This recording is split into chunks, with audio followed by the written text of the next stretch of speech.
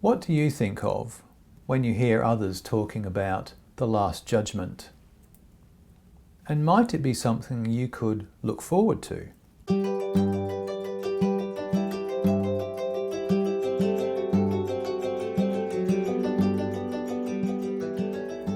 I notice a couple of things as we read chapter 15.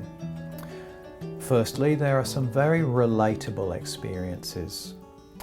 When Swedenborg talks about heat, he writes, "Men, as to their body, grow warm both from the heat of the spirit and from the heat of the world."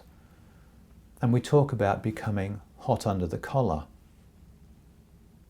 But we're also seeing more reference and comparison being made with evil and with hell. Swedenborg writes, "That cold light of truths outside the heavens vanishes as soon as the light of heaven falls on it. And if there is evil underneath, it is turned into darkness." He also writes, "The heat in heaven is what is meant by sacred and heavenly fire, and the heat of hell by profane and infernal fire. Love is meant by both. By heavenly fire is meant love to the Lord and love towards the neighbour, with every affection of those loves. By infernal fire is meant love of self and of the world, and every lust of those loves. Man, in respect of his spirit, when observed by angels, if good, he appears as a man beautiful in accord with his good. If evil, as a monster, deformed in accord with his evil. From this it is clear that all things are made manifest in the light of heaven. They are made manifest because the light of heaven is divine truth." So in heaven we are seen externally exactly as we are, our true selves, internally. There's a wholeness and a unity to the way that we appear.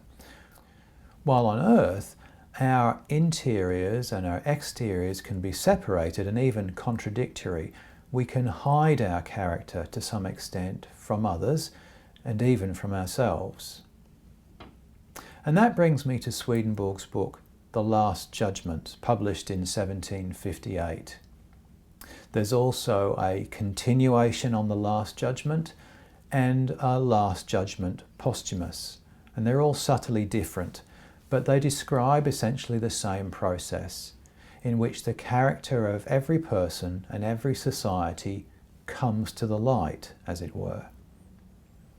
So in Swedenborg's understanding, judgment is not a picture of a divine courthouse, rather it is a coming to the light, a revealing of character, to be seen for what we truly are. Now we read this in John's Gospel. "This is how the judgment works. The light has come into the world, but people love the darkness rather than the light, because their deeds are evil. Those who do evil things hate the light, and will not come to the light, because they do not want their evil deeds to be shown up. But those who do what is true come to the light, in order that the light may show that what they did was in obedience to God." Now Raymond Moody, in his groundbreaking research, records the judgment as one of the key characteristics of the near-death experience. And it's a gentle process. It's a process in which our character is opened up and revealed, and we see the effects of our actions upon others. Now, can we experience something of that brightness and clarity of heavenly light here and now? Well, yes, we can. Swedenborg writes, "Man's spiritual light is the light of his understanding, and the objects of that light are truths, which he arranges analytically into groups, forms into reasons, and from them draws conclusions in a series." In his book, Bounce, The Myth of Talent and the power of practice, Matthew Syed talks about the learning and experience that transforms Roger Federer into one of the greatest tennis players of all time. He writes, "Roger Federer can anticipate the movement of a tennis ball more efficiently than the rest of us, not because he has better eyesight, but because he knows where to look and how to interpret the movement patterns of his opponent. When he plays tennis, he does not make better inferences from a universally accessible pool of sensory information. Rather, he sees and hears the world in an entirely different way. His deep knowledge of tennis transforms the very fabric of his perceptions." As Swedenborg writes, "The light in heaven is varied in accordance with the reception of divine truth from the Lord, or what is the same, in accordance with the intelligence and wisdom in which the angels are." So how easy do you find it to live in the light? What do you hide or protect from others, and why? And more importantly, perhaps, what do you hide from yourself? It might be useful to spend some time in quiet reflection during the week on this question.